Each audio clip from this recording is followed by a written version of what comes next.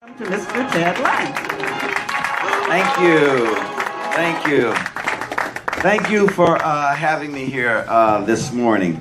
I am what I now call myself a footnote historian because lately I'm in the area of writing plays that deal with history, American history, from an African American position. Washington's Boy. If you're interested in this play, you can go on Amazon and pick up a copy of it. So what I've done is that there's a trilogy that I have now. This George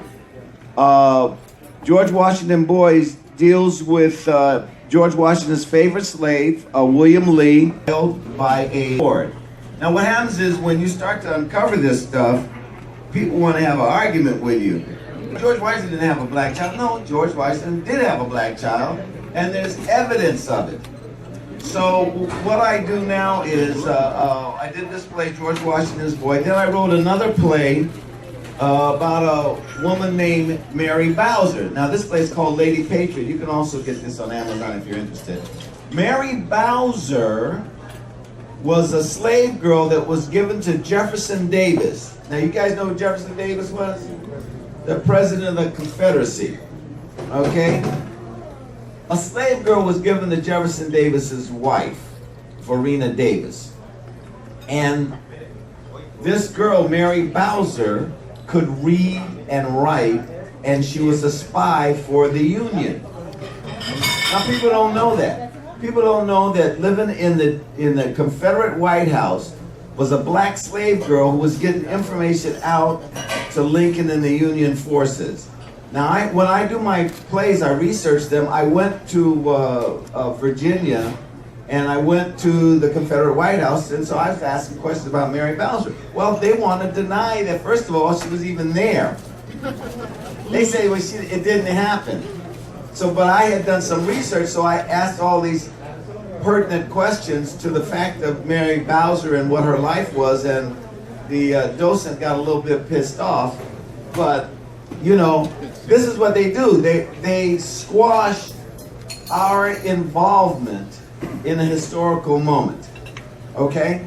So what am I doing now? I'm doing a play right now about Harper's Ferry. You know about Harper's Ferry? Free the slaves. They never talk about if there were any black people. Now what I found out, there were 5 black men with John Brown at Harper's Ferry. No one, I didn't even know this. And then when I started doing the research, what I do is I cross-reference and I do a lot of research. I just don't read one book, because what happens if you read one book, you're gonna get one opinion that might have a kind of an agenda in what they're telling you. International television host and founder of the Yaba to September of 1986.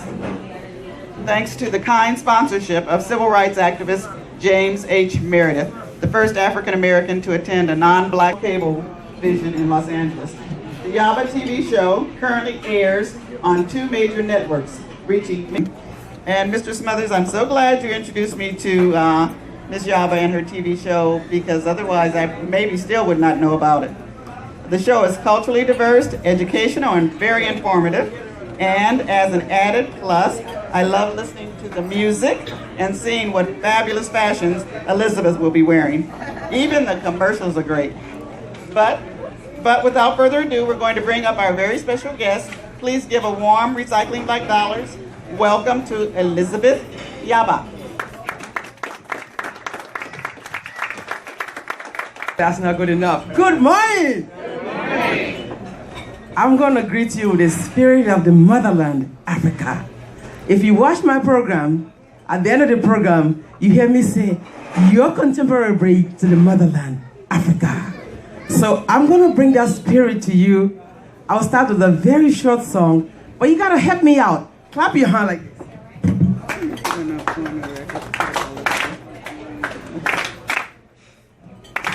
Together, please, let's do it. At the time, they said, all is dance and style. It was great. But wait until you see the real African dance. You will see the origin of it all. Resume reference is great, but what have you done lately? That's what matters the most. So I want to show you a little clip, all of them, and fame everything. That was Michael Jackson, Stevie Wonder, a bit of him, the president of Ghana, Michael Jackson, Stevie Wonder, all of that. It is not a celebrity thing. It's for ordinary people also. Before I actually go to show the clip, I have a few of my sponsors that I brought. Gentlemen, please help me to welcome the lawyer, attorney Samuel Ogbogu, from the law offices of Samuel Ogbogu.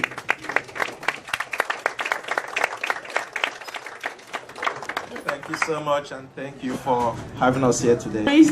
In case you know someone that is injured, car accident, or your civil rights have been violated, that's the man to call.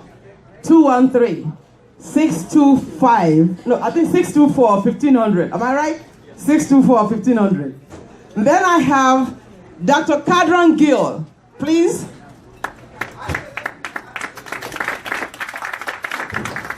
This is the doctor who says he treats people from the womb to the tomb, but not so soon to the tomb. Dr. Cadron Gill is not only a medical doctor, he's also Consul General for St. Vincent and the Grand. Not very far from here. As a matter of fact, it's about maybe 2 miles from here. 231 West Vernon Avenue. And as my lady said here, Elizabeth, that my mission is to serve you from the womb to the tomb, but not too soon to the tomb. That is my mission here in the community, to do the best I can for my people here, to keep them in good health, because your health is your wealth. Thank you very much. Being here, I'm very grateful. Thank you. His office, every time I'll come back to talk to you is, I need your support. I'm not saying give me your money for free, but at least buy my t-shirts. You belong to a church, you belong to a sorority group, your high school, your reunion, alumni, every group that you belong to, they owe it to the motherland. I'm bringing Africa to the comfort of your living room. So even if you don't want to advertise or it's seasonal, it's okay. Just buy the t-shirts. The more people buy, the more money we make, the more we can syndicate this show everywhere in the 50 states. Because so far, everyone that watches the show in California, they love it. And those outside California are bugging us. When are you coming to our city, our state? So you gotta help me. Bringing the motherland is not easy. If I tell you my story, how I got there, it's another 2 days story. So but please, take this moment to enjoy Yaba. Remember, if you say YabaTV.com, that's not us. There are some Arab companies, I don't know how they got Yaba name, but we are the African Yaba, YABA.TV. When you go to our website, navigate. Right now, some of the things we are doing, we advertise businesses, we need sponsors, but that's the idea of bringing Africa to you. $1 a day, the entire year will cost you $365, but that will only advertise your name, your phone number, your address, and your website.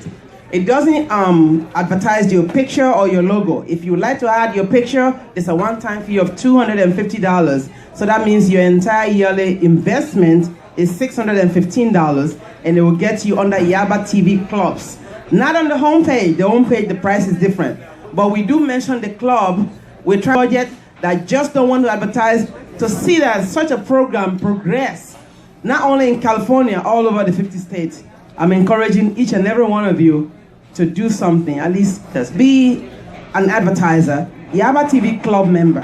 When you're a club member, you know, because each time we do the show, we advertise the club, we advertise the website, and then the radio show. If you miss the TV show, make sure you record it, set your VCR or TiVo it.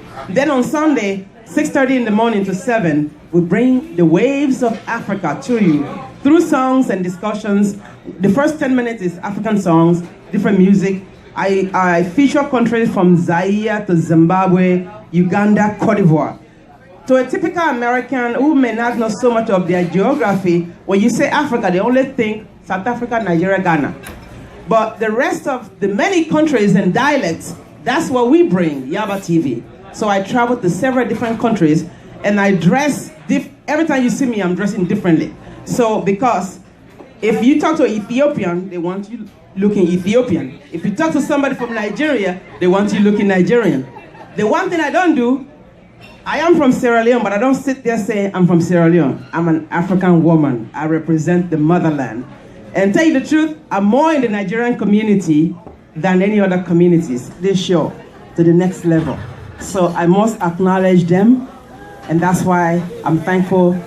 Lawyer Ogogu is here, Dr. Obasi is here, and not forgetting our Caribbean doctor, which is the theme of our show, bridging the cultural divide between Africans, African Americans, and the Caribbeans. I'm bringing everybody along.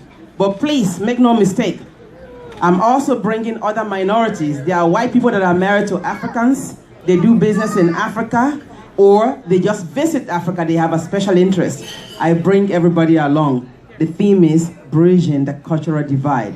So today what I'd like for you to do, I'm personally gonna go around, I need everybody to order a t-shirt. You, your family, you're doing yourself a favor, the African heritage.